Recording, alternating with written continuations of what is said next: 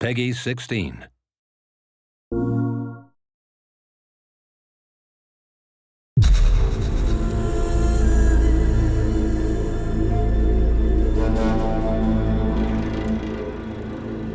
Hi, my name is Mark Norris, Senior Producer for Guerrilla Games on Horizon Zero Dawn. And here we are, finally with Paris Games Week. We premiered Horizon Zero Dawn at E3, and at that time we only showed the behind closed doors to a number of the media members, but we've never shown it publicly. And finally, we are going to do that here today. One thing that you should know almost immediately is, yes, you can explore everything that you can see here, but we're on a quest. Now, we've hidden that quest UI and that quest interface, but one of those two tribes that you saw previously in the trailer, one of them has given you a quest, and it's a quest of critical importance. And that quest is to get a very specific resource. It's a resource from the canisters that you can find on the back of this herd that we call the Grazers.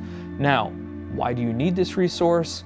Why does this tribe need it? What is happening in this world? Those are still things that we're going to keep a mystery, but you will desperately need to retrieve this because it's a critical part of what's happening.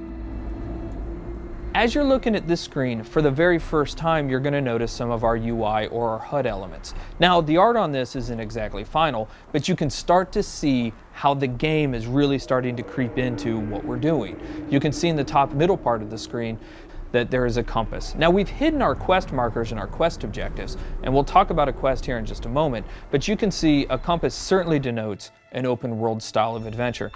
In the upper right hand corner of the screen, what you can see is the very beginning of a level and an experience bar, so you can start to see the RPG elements start to seep in.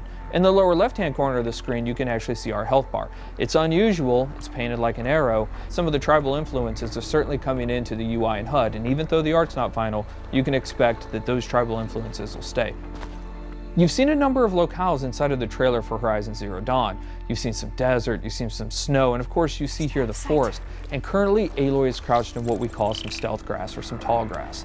Stealth plays an incredibly important part of Horizon Zero Dawn. In fact, you can see the UI element for this. Right underneath the compass is a little circle. That is in fact a stealth indicator. And so Aloy will need to wait for the right moment in order to introduce that stealth attack. Sorry, little one. So we mentioned that there are a couple of RPG elements, right? One of those things that you just saw, especially if you've got the keen eyes or if we zoom in on it, is the number 825 that just popped up. So that number 825 is incredibly important. Why? Because it denotes that there are, in fact, RPG elements hiding behind the hood. That is a damage value. We call that floating combat text, and you can see that number pop up. But now we've actually also gotten into the loot menu. Now, we've described previously how important the machine parts are to the world of Horizon Zero Dawn, but here we're showing you some of those parts. In fact, that flame coil that you can see on screen is one of the elements that's required to build explosive arrows. Now, machine parts are incredibly important. The economy, the entirety of the world of Horizon Zero Dawn is built around these machine parts. So here you can see Aloy picking up what is essentially a couple of health plants. Now, those will fill up your health if you get low, but the important thing here is actually what they represent. You will want to explore every nook and cranny of this open world. The ancient city, the tops of mountains, rivers and valleys, all kinds of settlements, because you never know what you'll find. Guerrilla's DNA is strong in Horizon Zero Dawn. We've talked about this game being an action RPG, but Guerrilla Games is really known for its action. What Aloy is going to do here, she's going to use what we call the explosive tripwire.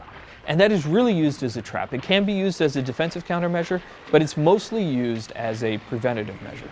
She knows, because she spent so much time with these machines, that these Grazers are incredibly skittish, that they will run off at the first sight of her or the first sight of noise. And she knows that if she's going to complete this quest, she's got to get those canisters. So for her, the best way to make sure this happens is to set these explosive tripwires down and try to find a way to force the Grazers into the traps. So that's what we're going to try and do. We're going to set down a couple of these traps, and we're going to try and create a distraction.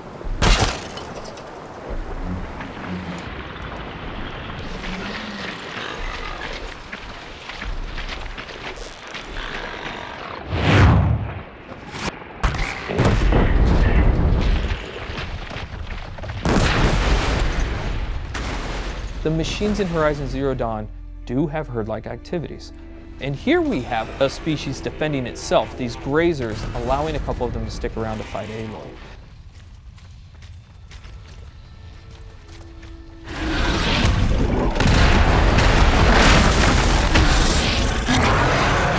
This is the mighty Thunderjaw.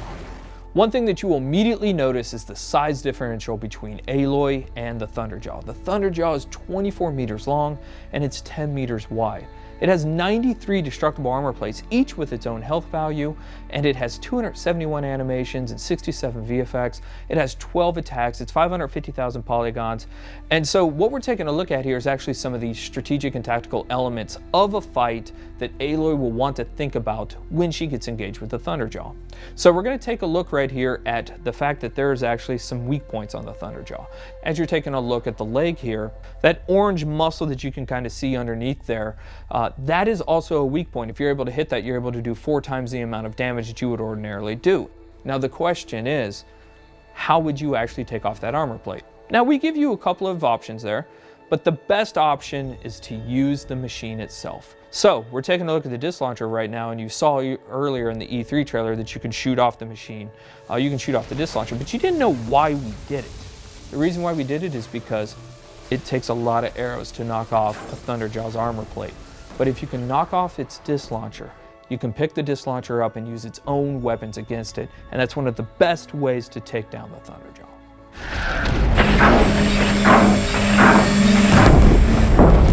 Fighting the Thunderjaw is an awe-inspiring experience. We talked previously about the fact that it has 12 attacks. A number of those attacks that you're seeing now you hadn't seen before. It's not that it has a tail swipe and a foot stomp and a little bit of a disc launcher attack. Shooting off those disc launchers is incredibly important for a second tactical reason. It has a 360-degree absolute assault with that disc launcher that makes it incredibly difficult for you to get anywhere close to it.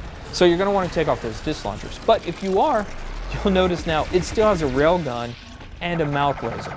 So this thing's serious. Even though it's previously damaged, it still has a huge amount of attacks. So what Aloy is going to try and do here is try to find a way to tie the machine down so that she gets a brief window to figure out her next move.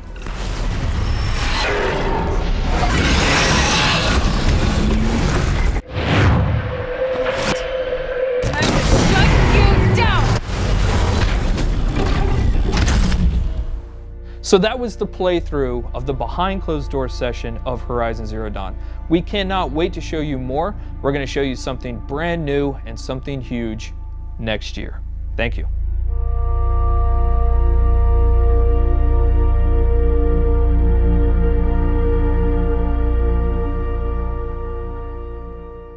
For the players.